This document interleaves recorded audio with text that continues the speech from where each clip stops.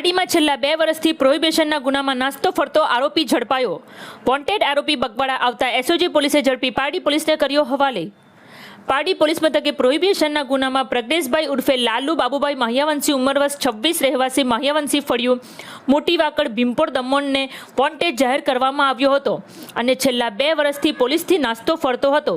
ત્યારે વલસાડ જિલ્લા પોલીસ અધિક્ષક ડોક્ટર કરણરાજ વાઘેલાએ નાસ્તા ફરતા આરોપીઓને ઝડપવા માટે ડ્રાઈવનું આયોજન કર્યું હતું, જેમની સૂચના મુજબ એસઓજી પોલીસ પેટ્રોલિંગમાં ફરતી હતી. જે દરમિયાન વોન્ટેડ આરોપી પ્રજ્ઞેશભાઈ બગવાડા આવવાનો હોવાની બાતમી મળતા એસઓજી પોલીસમાં ફરજ બજાવતા head constable Digvijaysinh Vaghela, police constable Navinbhai Yadav તેમજ પોલીસ કોન્સ્ટેબલ મહેન્દ્ર દાન રોહડિયા વગેરે પોલીસકર્મીએ વોચ ગોઠવી હતી અને ઝડપી પાડ્યો હતો અને બુધવારના રોજ સવારે પારડી પોલીસને સોંપી વધુ કાર્યવાહી પારડી પોલીસે હાથ ધરી છે.